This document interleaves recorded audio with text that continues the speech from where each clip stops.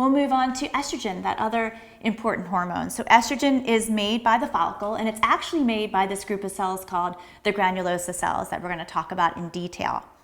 Estrogen causes the lining of the uterus to grow.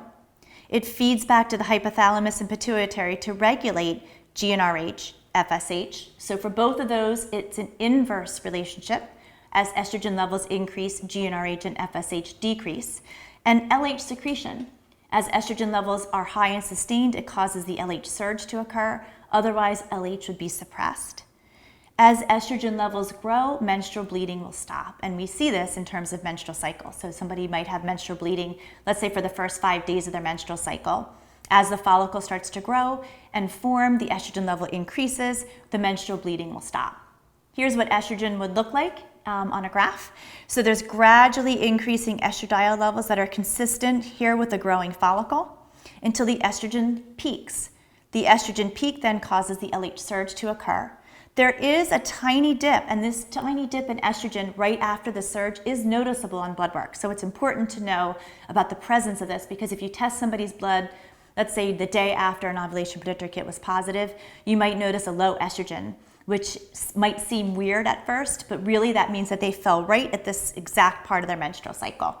And then the estrogen levels increase, and they get to be high here in the second part of the menstrual cycle called the luteal phase, because this is exactly when implantation would take place. And it's so important for that uterine lining then to be under the influence of estrogen then.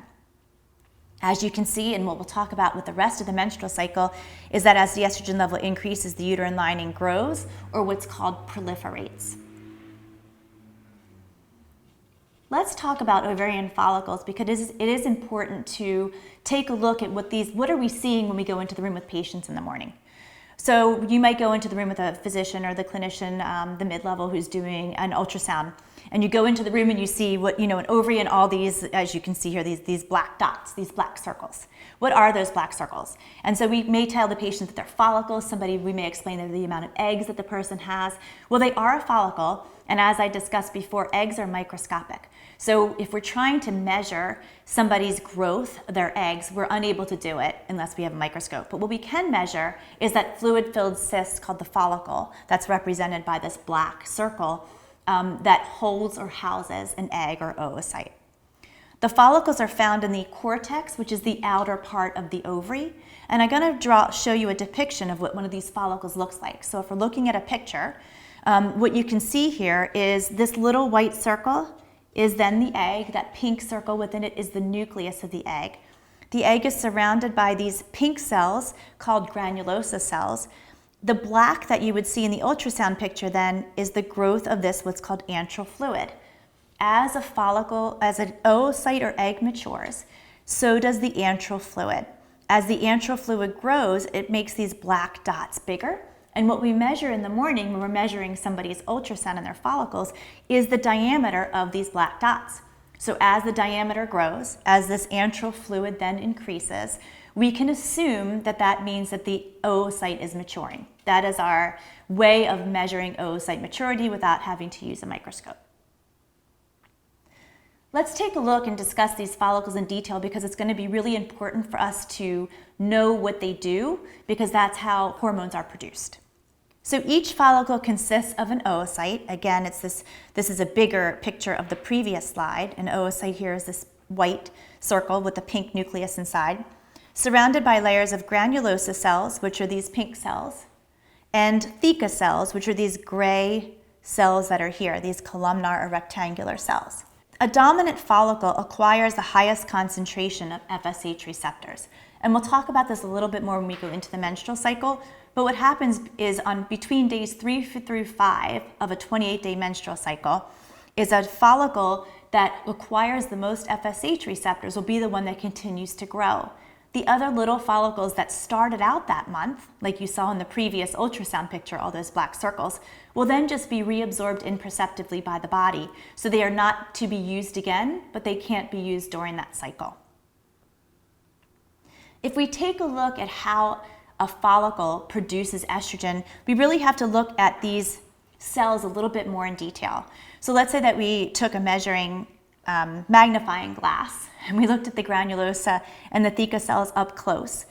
And then you reversed them. And why are they reversed? Because one process leads to the other process. So now, just to orient you to this slide, this gray cell here, the theca cell, are these gray cells here, and this pink cell, the granulosa cell, are these pink cells here. So the gray cell, or the theca cell, has a receptor for LH on it. Once LH binds to that receptor site, cholesterol, which was already present in the cell, gets converted into two hormones, male hormones, that are called androgens. The specific name for them is androstenedione and testosterone. These two male hormones cross the basement membrane and go into the granulosa cell, that circular pink cell, which has a receptor on it for FSH. Once FSH binds to that receptor, the androstenedione and testosterone are converted to estradiol. So both of these processes need to take place in order for estradiol production. Therefore, both LH and FSH either need to be produced by the body or need to be given to a person in order for adequate estradiol production to be made. The process by which androstenedione and testosterone get converted to estradiol is called aromatization. Anything that inhibits aromatization from occurring then would prevent estradiol from being made. And that is one of the ways that some of the oral medications work, by decreasing estrogen levels and preventing that aromatization process from occurring. So remember, if you have a patient whose hypothalamus is not working, so therefore they're not making any of their own, or what we call endogenous FSH and LH, and you want to make follicles and you want to make estrogen, you have to make sure that they have both LH and FSH. You cannot give them a medication that just has one or the other, or that means that one of these cells is going to be utilized and not the other, and that won't work in terms of estrogen formation and follicle growth. Just to continue on with estrogen levels, the peak estrogen level, that level by which the LH surge occurs, should be greater than 150 to 250 picograms per milliliter for 36 hours or more. So if estrogen is this yellow peak here, then once the estrogen level is 150 to 250 picograms for over 36 hours, then you can expect the LH surge to occur. Again, this is important because if you see a patient whose estrogen level is high and it continues to be high and elevated, then you would need to expect an LH surge to occur, and after the LH surge occurs, ovulation to occur, and then the second part of the menstrual cycle.